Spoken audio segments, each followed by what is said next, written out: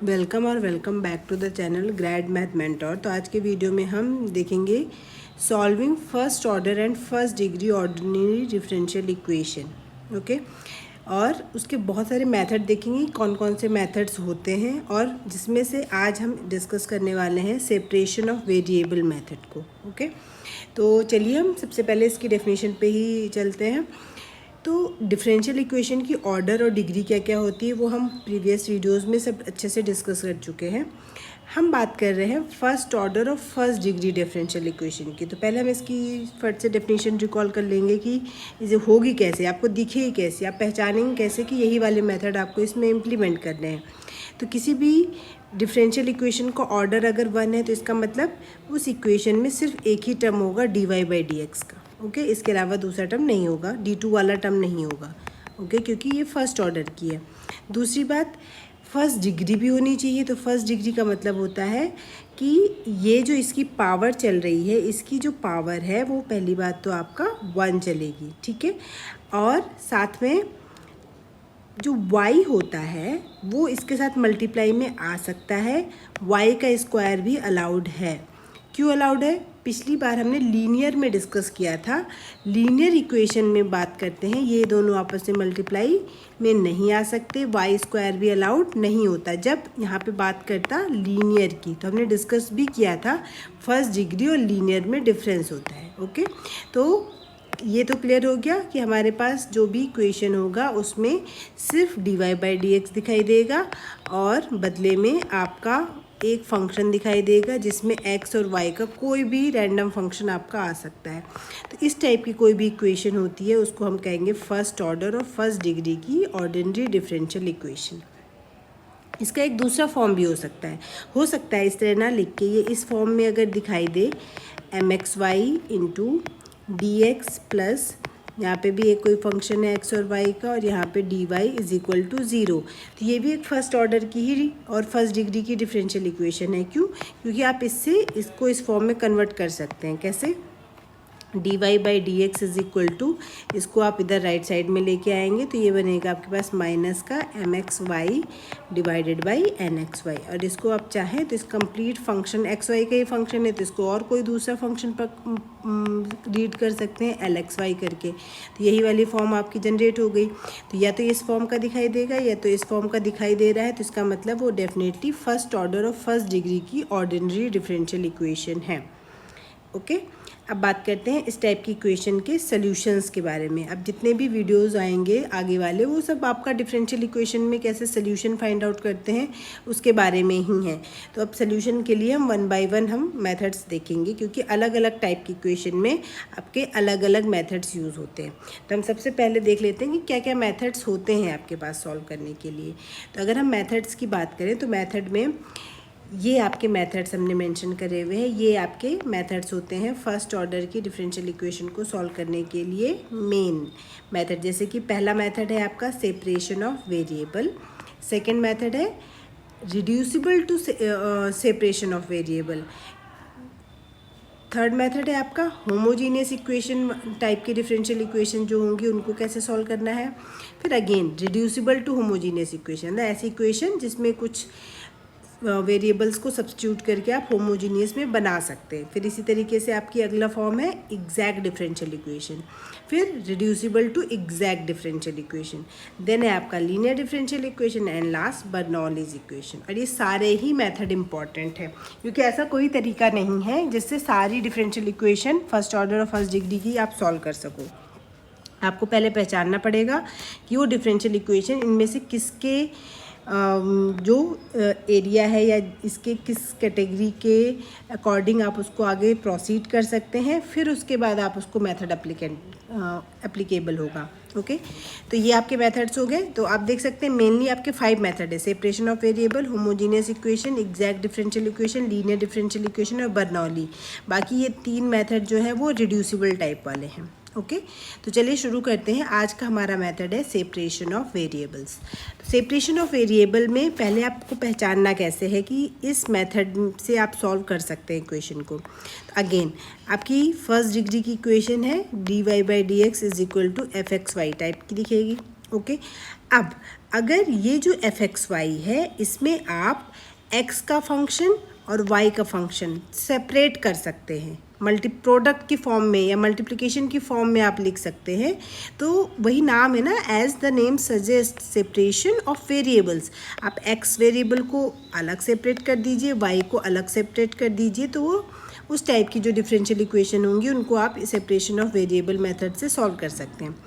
तो यहाँ पे देख लेते हैं इसकी स्टैंडर्ड फॉर्म कैसी होगी। dy/dx इज इक्वल टू, यहाँ पे मान लीजिए f1x आ गया, यहाँ पे f2y आ गया, तो हमने क्या कर दिया, x का फंक्शन अलग लिख लिया, y का फंक्शन अलग कलेक्ट कर लिया, तो इसे हम कहेंगे सेपरेशन हो गया। ओके, अब इसका मेथड कैसा है, इसको सॉल्व करने के लिए आपको क्या करना है, dy में y वाला फंक्शन इसके साइड ले जाएंगे, x में x का फंक्शन ले जाएंगे और इंटीग्रेट कर लेंगे, तो ये f2y वाला इधर की साइड में आ जाएगा, तो इधर का जो फंक्शन बनेगा वो बनेगा dy अपॉन में f2y आ जाएगा इज इक्वल टू x इधर चला जाएगा, ये f1x इंटू dx हो जाएगा। ठीक है, यानी कि dy वाला एक साइड कर लिया, x वाला एक साइड कर लिया, अब दोनों साइड इंटीग्रेट करेंगे, तो इधर y के रेस्पेक्ट में इंटीग्रेट कर दीजिए, इधर x के रेस्पेक्ट में इंटीग्रेट कर दीजिए। और हमेशा ध्यान रखिए कोई भी कांस्टेंट है, जैसे 2 है, 3 है, इस टाइप का कोई भी नंबर है तो आपको पता है ये तो कांस्टेंट है, इसको आप x के फंक्शन से भी कोई प्रॉब्लम नहीं है, इसको y के फंक्शन में भी रखने में भी कोई प्रॉब्लम नहीं है। तो इसमें इंटीग्रेट करते टाइम कांस्टेंट है तो आप कैसे भी डिफरेंशिएट या इंटीग्रेट कर सकते हैं। तो इसमें x है नहीं तो आपको इंटीग्रेशन में भी कोई प्रॉब्लम नहीं होगी, इसमें y नहीं है तो आपको इंटीग्रेशन में भी कोई प्रॉब्लम नहीं होगी। अगर हम इसको समराइज़ कर दें तो सीधी सी बात है, अगर कोई भी डिफरेंशियल इक्वेशन इस फॉर्म की दिखाई देती है dy/dx f1x into f2y, then आप क्या करिए, y को y वाली की साइड ले आइए, f2y इज इक्वल टू कितना हो जाएगा, ये f1x divided by dx, both side integration करिए, जो फाइनल आंसर आएगा प्लस का कांस्टेंट कर दीजिए, जो भी फाइनल आंसर आएगा वो solution of the differential equation होगा। तो चलिए फटाफट क्वेश्चंस कर लेते हैं, बहुत बेसिक क्वेश्चन से स्टार्ट करते हैं। पहला क्वेश्चन है आपका dy/dx is equal to e⁻x - y plus x² e⁻⁻y। तो पहले आप इसमें देखिए क्या आप इसमें सेपरेशन पॉसिबल है, तो आप देखिए e⁻−y अगर मैं कॉमन कर लूँ दोनों से, तो इधर e⁻x बचेगा और इधर बचेगा आपका x²। हाँ, ये तो पॉसिबल है। इसमें ये देखिए ये y का फंक्शन है और ये किसका फंक्शन है, x का फंक्शन है। तो अब आपके पास जैसा हमने मेथड में हमने डिस्कस किया था वो कर सकते हैं। इसको अपॉन में लेके आ जाएंगे तो e⁻−y अपॉन में आ जाएगा e⁻x प्लस का x² और इसको dx की साइड में ले आएंगे। अब इसको और सिंप्लीफाई करना है तो चाहे तो कर सकते हैं, e⁻−y है जो ऊपर ले जाएंगे तो e⁻y हो जाएगा, dy होगा, ये हो गया e⁻x प्लस का x² इंटू dx हो जाएगा। अब इंटीग्रेट कर लीजिए बोथ साइड, तो बोथ साइड इंटीग्रेशन करेंगे तो ये बन जाएगा e⁻x plus x² into dx हो जाएगा, प्लस का एक इंटीग्रेटिंग कांस्टेंट जोड़ दिया, इसका इंटीग्रेशन e⁻y हो जाएगा, e⁻x का इंटीग्रेशन e⁻x, x² का x³ प्लस का c।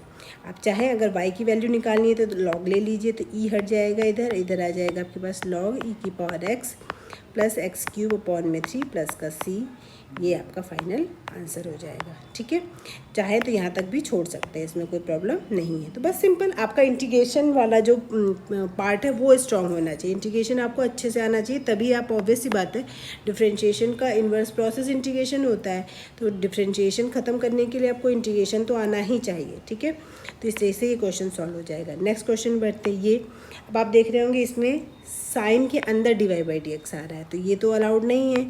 dy/dx is equal to, आपको पहले जो हमने जनरल फॉर्म पढ़ी थी उस फॉर्म में पहले आपको इसको कन्वर्ट करना पड़ेगा ना, इस फॉर्म में होनी चाहिए, इसके आगे साइन कॉस नहीं आना चाहिए।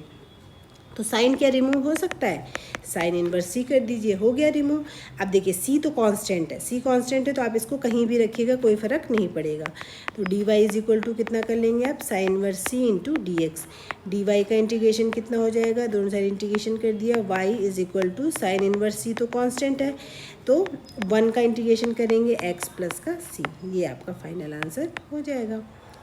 नेक्स्ट क्वेश्चन पे बढ़ते हैं। dy/dx इज इक्वल टू ये, तो आप देख सकते हैं इसमें आपको बस यही कोशिश करनी है कि क्या एक बार ट्राई करके देखें x और y सेपरेट हो सकते हैं। तो आप इसमें देख सकते हैं इसमें तो सेपरेट नहीं हो रहे, बट अगर आपको फॉर्मूला याद हो sine a plus B plus sine A minus B का, तो आप उससे इसको ईजिली आप सेपरेट कर सकते हैं। कैसे?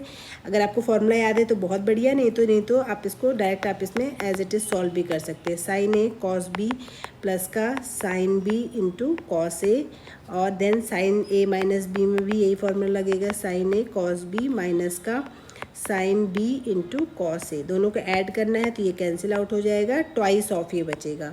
तो बस वही चीज़ आपको यहाँ पे लिख के देखिए क्या बनेगा। ये बनेगा आपका 2 of sine x into cos y बनेगा। तो आप देखिए सेपरेट कर सकते हैं ना। D y by d x is equal to tan y को चाहे तो आप लिख सकते हैं साइन वाई अपॉन में cos y is equal to 2 sine x into cos y. अब डी वाई के साथ में कॉस को रखिए तो अपॉन में ये तो चलिए आपका टेन वाई तो इधर ही रहना चाहिए, तो ये हो जाएगा आपके पास tan y divided by cos y को इसको अपॉन में ले आएंगे is equal to 2 sine x into d x. तो सारे एक्सेस एक साइड हो गए, सारे वाइज एक साइड हो गए। अब आप इसको इंटीग्रेट कर लीजिए, ठीक है। इंटीग्रेट जैसे ही करेंगे आपका फाइनल आंसर आ जाएगा। कॉस को ऊपर ले जाएंगे तो सेक हो जाएगा, ये बनेगा tan y into sec y into d y is equal to 2 sine x into d x का इंटीग्रेशन प्लस का इंटीग्रेटिंग कांस्टेंट सी। देन आप इसको सॉल्व कर लीजिए। आपको पता है सेक एक्स टेन एक्स का जो इंटीग्रेशन होता है वो होता है सेक एक्स, यानी कि सेक वाई आ जाएगा इज इक्वल टू 2 साइन का इंटीग्रेशन होता है आपका माइनस का कॉस एक्स हो जाएगा प्लस का इंटीग्रेटिंग कांस्टेंट सी। यही आपका फाइनल आंसर हो जाएगा। एक फाइनल क्वेश्चन कर लेते हैं। इसमें आप देख सकते हैं सब कुछ इधर उधर सब बिखरा हुआ है। तो इस क्वेश्चन में सबसे पहला काम तो आपको पता होना चाहिए स्टैंडर्ड फॉर्म में कन्वर्ट करना है। और स्टैंडर्ड फॉर्म में क्या होता है, d y by d x एक साथ होता है। तो इसको d y by d x को एक साथ रखेंगे तो कैसे हो जाएगा, पहले आप इसमें से कॉमन कर लीजिए जितने भी इस टाइप के टर्म्स हैं। तो आप कॉमन करेंगे तो कितना बनेगा, पहले हमने d y by d x से लिख लिया, ओके। अब इसमें कॉमन करेंगे तो इसमें देखिए d y by d x के साथ क्या बनेगा, यहाँ पे a बनेगा। यहाँ से ये उधर की साइड में ही ले जाएंगे तो ये बन जाएगा आपका a प्लस एक्स बन जाएगा, ठीक है। आप चाहें तो ऐसे भी लिख सकते हैं, d y by d x हो जाएगा is equal to a y square plus का a d y by d x हो जाएगा। तो इसको इधर की साइड ले जाएंगे तो a प्लस एक्स हो जाएगा, और इधर आपके पास इज इक्वल टू में y minus a y square आप लिख के रखिए, ठीक है। तो अब फिर से y, ये y का फंक्शन है, ये x का फंक्शन है, तो आप कर लीजिए अलग अलग। डी वाई के साथ में आ जाएगा अपॉन में y माइनस का a y square is equal to a plus x upon में आ जाएगा ए प्लस एक्स, और डी एक्स ऊपर चला जाएगा। तो हमने एक्सेस एक तरफ कर लिए, वाइज हमने सारे एक साइड हमने कलेक्ट कर लिए। अब आपको इसको क्या करना है, इंटीग्रेट करना है। तो पहले से इसमें y कॉमन करना पड़ेगा, 1 minus a y is equal to 1 upon a plus x into d x. अब बोथ साइड इंटीग्रेशन करेंगे तो एक इंटीग्रेटिंग कांस्टेंट ऐड करना पड़ेगा। इसका तो सिंपल है, log of A plus x कर लेंगे, प्लस का लॉग सी ऐड करना है तो लॉग सी ऐड कर सकते हैं। लॉग सी ऐड कर लिया हमने। अब इसको कैसे करेंगे, तो इसका इंटीग्रेशन आपको आना चाहिए। तो इसमें क्या करते हैं, आप इसके जो मल्टीप्लिकेशन में है नीचे, तो इसको पार्शियल फ्रैक्शन से आप इसको सॉल्व कर सकते हैं। पार्शियल फ्रैक्शन से आप पहले क्या करेंगे, इस टर्म को अलग से मैं यहाँ पे एक्सप्लेन कर देती हूँ। 1 अपॉन में वाई, और देन है आपके पास 1 माइनस ए वाई। तो इसको पहले आप कंसिडर करेंगे कि क्या इसे a अपॉन वाई और b अपॉन में 1 माइनस ए वाई की फॉर्म में लिख सकते हैं, और फिर आप a और b कैलकुलेट कर लीजिए। तो एलसीएम लेंगे, a into 1 minus a y हो जाएगा प्लस का b इंटू वाई हो जाएगा। पहले आप क्या कर लीजिए, इसमें आप ये वाला जो टर्म है वो कोफिशिएंट आप 0 कर लेते हैं ना। तो मान लीजिए आपने क्या कर लिया, y बराबर क्या पुट कर लिया, 0।